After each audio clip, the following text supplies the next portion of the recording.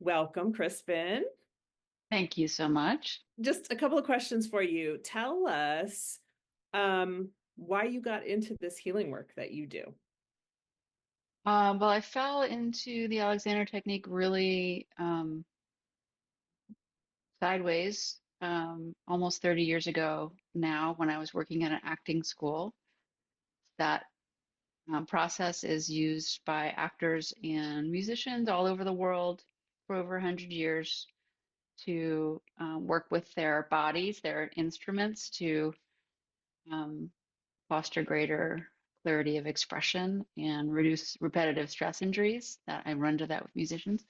So completely by accident. And then I have been using it ever since and continuing to study and on kind of a long apprenticeship program with my mentor.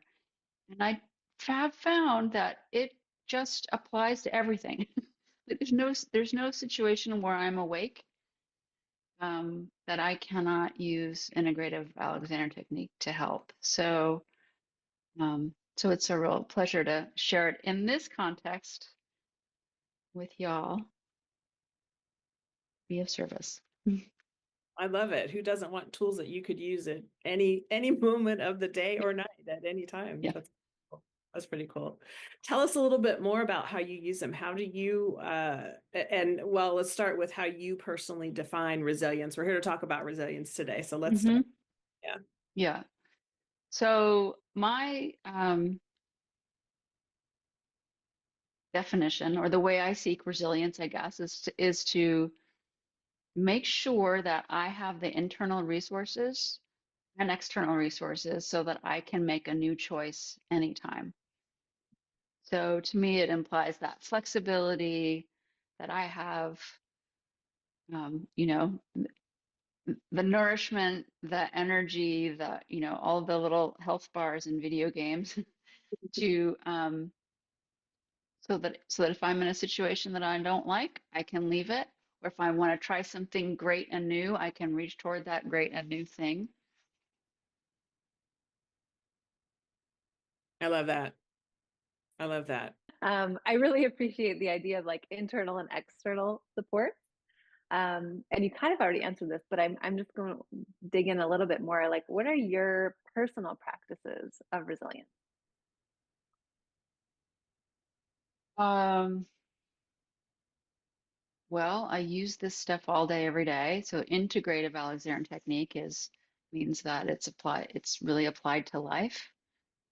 Um, on top of that, I also am getting as much sleep as I possibly can right now.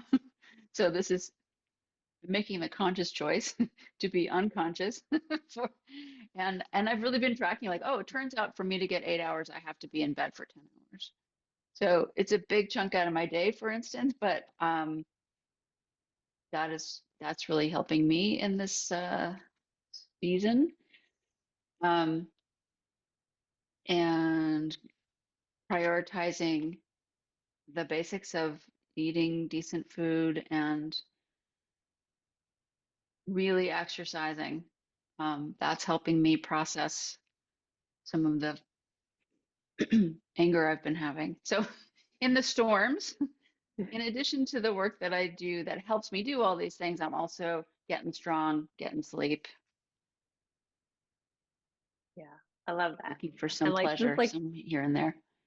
yeah, yeah, like returning to the basics. Like, am I getting Yeah. enough sleep? Am I moving my body? Am I having pleasure in my life? So beautiful. Last question is, who are the folks that you really love working with? Hmm. I love working with helpers.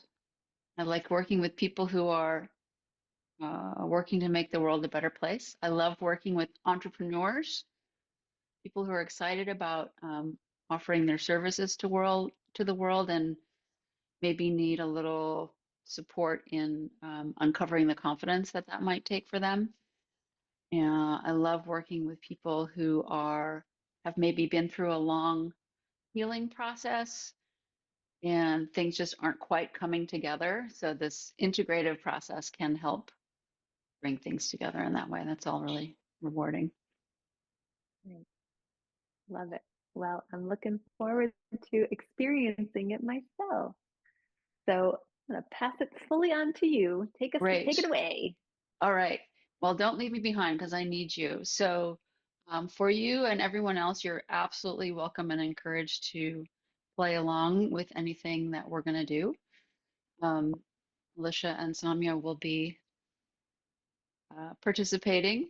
And if you choose to just watch, that's fine. Your mirror neurons will still be working, so you'll still be participating. And Alicia and Samya, if you could both be have your mics open, if that's all right, because I'm going to be asking you some questions as we go.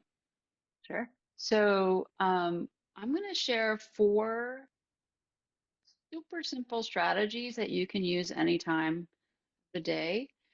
I feel like right now we're not necessarily always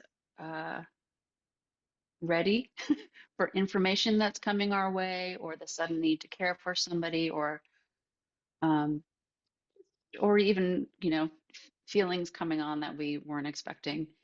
So having things that you can do while you're doing other things, I think that was my strategy for what I picked out of my toolbox for today. So the first thing is kind of an explainer of the Alexander technique. One of the main principles is that our head and spine have a particular relationship, and that we have a choice about the quality of that relationship. So to explain those things, go ahead and wiggle one finger, and I'll try to be out of the sun here. So let's say that's your spine. And then make a little fist and put your fist on top of your spine. This is your head. So your head's sitting on top of your spine. You're going around doing stuff. And then let's say for some reason there's some pressure down through your system here, through your spine. And how would you describe what's happening in your finger currently standing in as your spine? Feels like it's bowing out, like being pressed downward. Mm-hmm. I feel pressure in the base of my finger. Mm-hmm. And you could kind of straighten up, right? But unless you ease up on the pressure, things aren't going to, so things start to move a little better when you ease up on that pressure, right? Mm-hmm. So that explains what Alexander, who's the founder of Alexander Technique, described as primary control, or basically that this head-spine relationship matters. And go ahead and point to where your head sits on your spine. I'm going to hide my skeleton so you can't see. Yeah. Yeah. So great. So most of you have the height right. Samya has some good information. So this is my skeleton Shazam. He is not wearing his jaw so that I can stick my finger through his head and point to where the head sits on the spine. So can you see that there? So if you see these ear holes, get that right up here. Those are the ear holes. Shazam is standing on my board. Those are the ear holes, and then in the middle of you is where the head is sitting on the spine. So if you kind of point, yeah, kind of at your earlobes, that's where the weight-bearing part of your spine is, and your head sits on your spine there. So sometimes people think that it's at the back or connects somewhere down here, or these guys at the back are not weight-bearing. They're there as connections for muscle and other soft tissue, and they also have a bit of a doorstop quality. So yeah, not weight bearing at the back. So sometimes knowing how you're designed can influence how you move. In fact, how you think you're designed is how you will move. If somebody thinks that their head's connected here, they might not ever rotate this portion of their spine. So next phase of the explainer activities, we're going to do some reverse Alexander. Go ahead and find something in your space that you can hold in one hand. So I have this little felt part.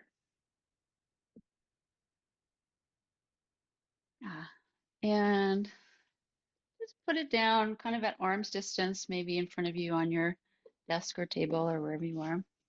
And then pick that up, no big deal. Will not believe I did not deal with the sun before we got online today. Here, I'm going to be down here. So now go ahead and just put it down in front of you and have a scrunch. So what I'm doing there is intentionally pulling down at head spine gently and then reach for your object. Yeah. And how would you describe that experience?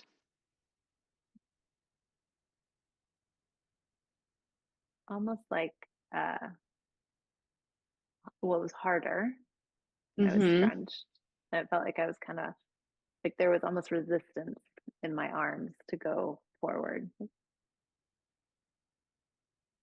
It felt like Frankenstein to me, like Frankenstein movement, very like Right.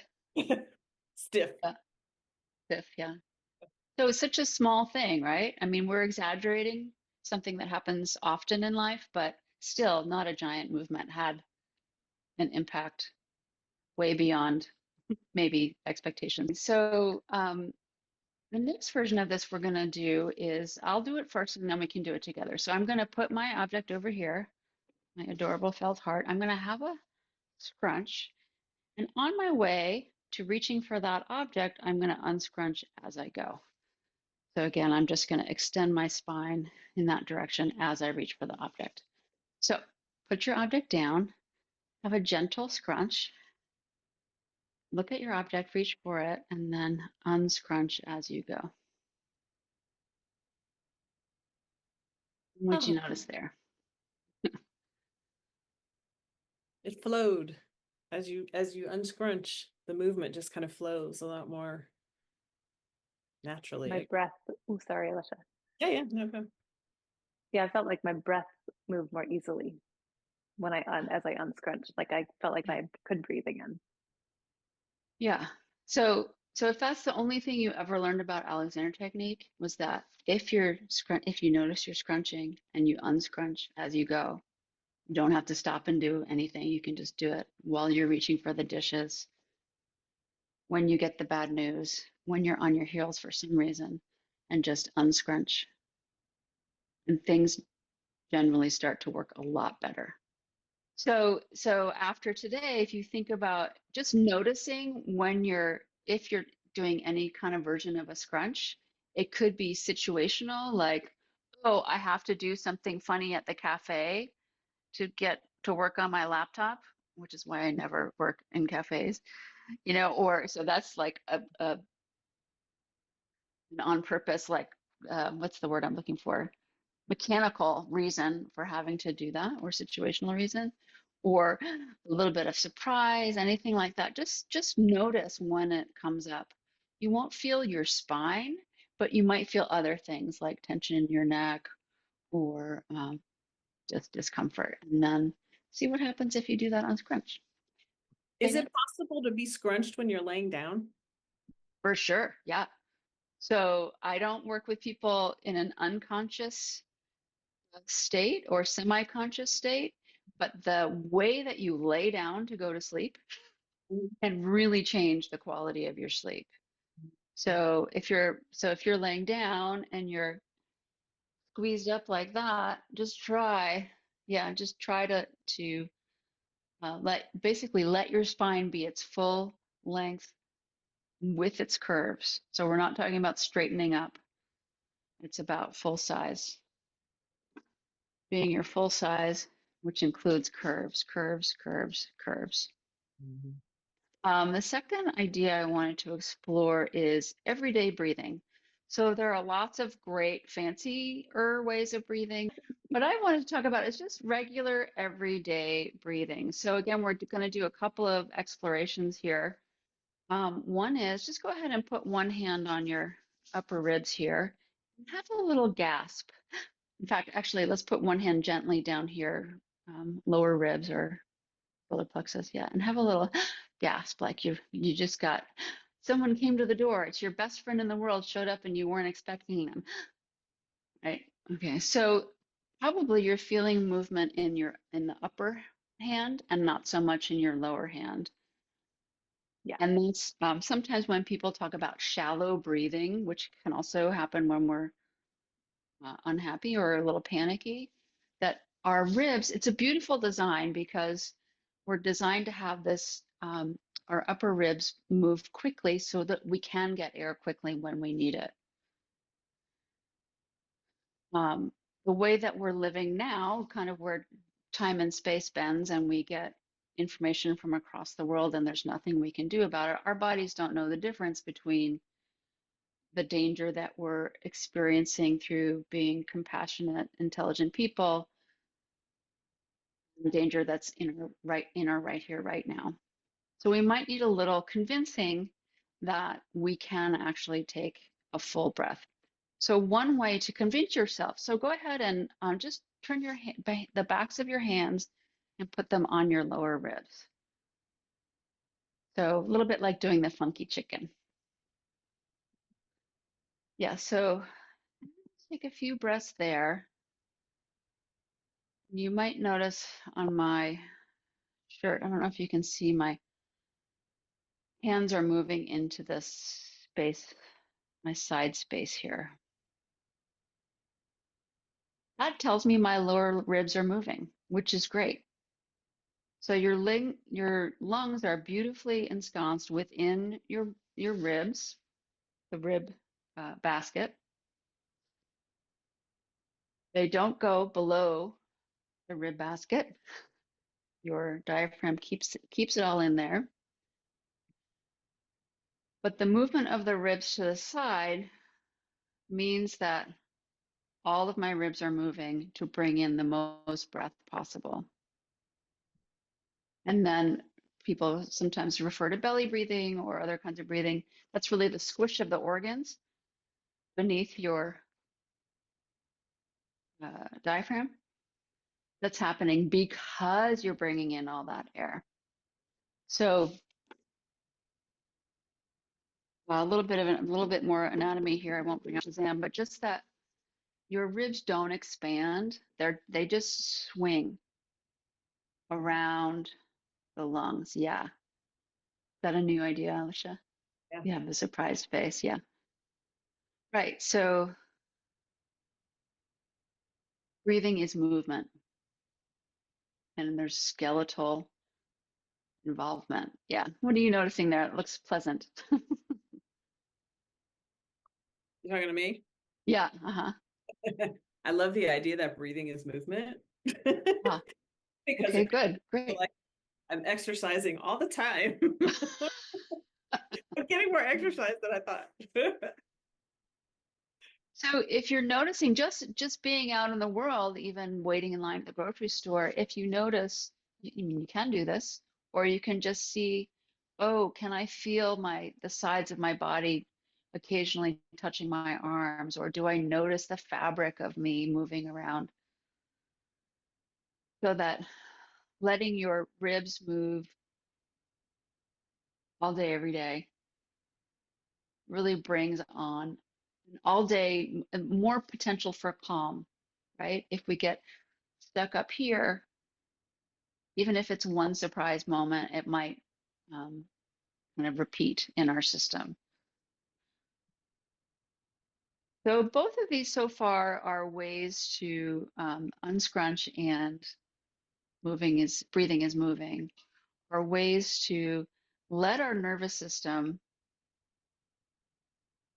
let us know we're safe. Let's not talk about the nervous system. It lets us know that we're safe and that we have tools, right? And a way out maybe of those panicky moments. Another way that this is number 3, this is let gravity do its job. So one thing that can happen when people are looking for more support in the world, trying to make sure that they have support, is, I think of it as like overgrounding, like actually trying to help gravity in a way that gravity does not need.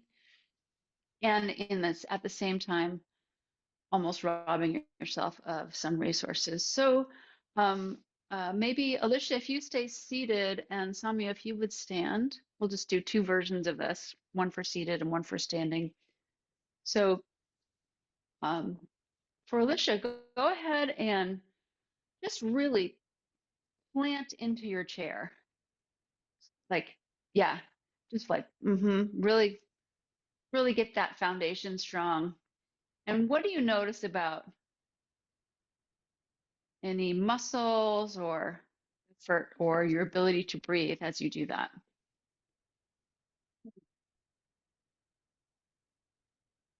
Like I'm spread out, spread out wider a little bit. Ability to breathe seems cut off a little bit because I'm solid down. Right. Yeah. Can't breathe down as deeply. And then just give it a wiggle. Just wiggle yourself out of that. Now just notice, so without adding any extra effort, just notice how the chair is supporting you.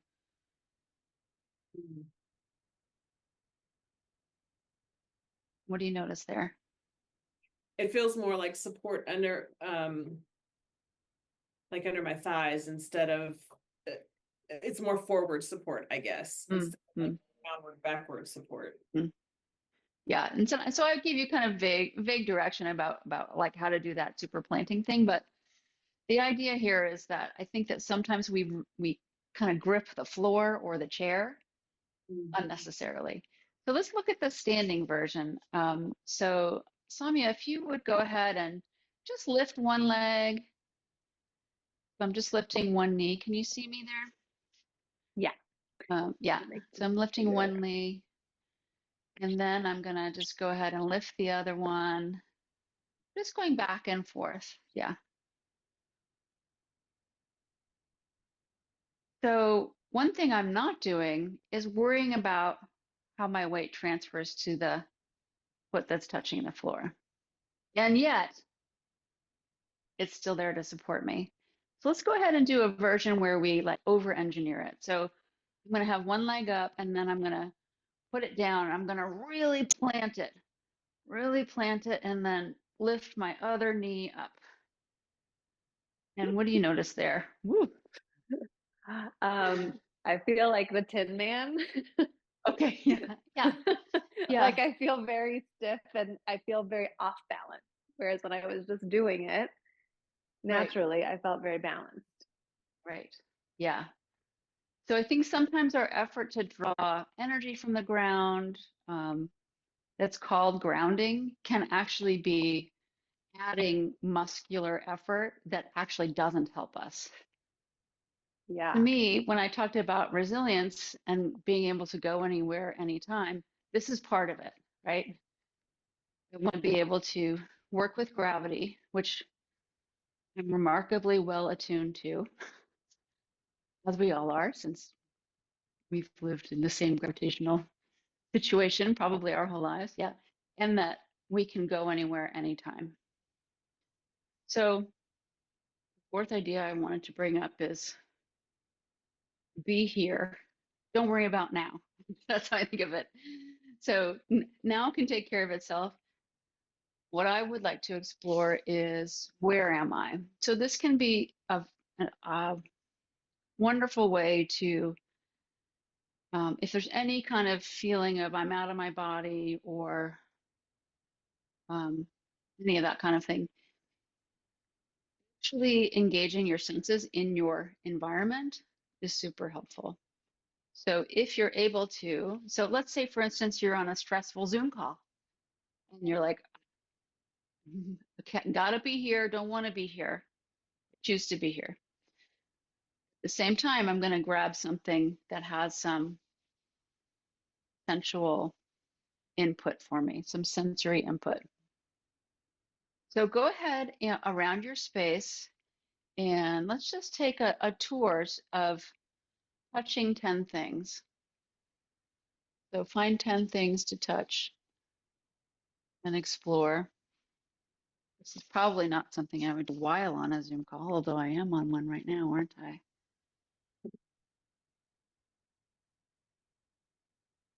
This is a really great way to prep for a stressful event, is to give your body some things to explore, your hands. Just picked up something kind of heavy. That was very satisfying.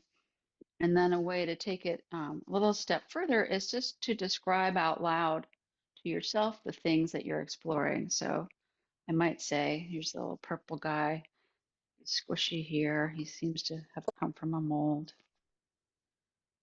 Here's a little pink guy. He's got a blue tongue. He's soft, but I think that's just because he's been worn down.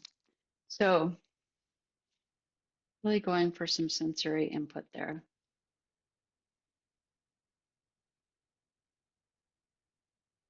Another version of this that is very handy when you maybe don't have the ability to get up and move around, depending on your situation, like, I don't know, let's say on an airplane.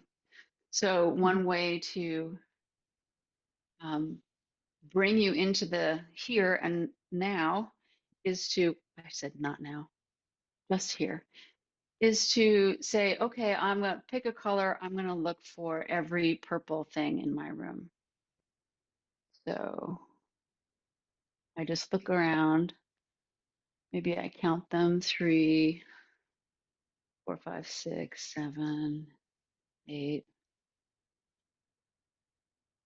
So I'm engaging my senses in a way that isn't just about my felt sense, isn't just about how I'm feeling in my body, but gives me something to do. When we have something to do, something specific to do, all of us kind of comes along with that process. So we don't are less likely to get stuck in that felt sense. So those are the 4 big ideas. You are a vertebrate. Breathing is moving. Let gravity do its job. And be here. If anyone would like to talk more about how I work and how working with me as a movement coach using integrative Alexander technique might support you in your daily life or in your communication skills as a presenter or a salesperson or performer or a creative person, I would love to speak with you.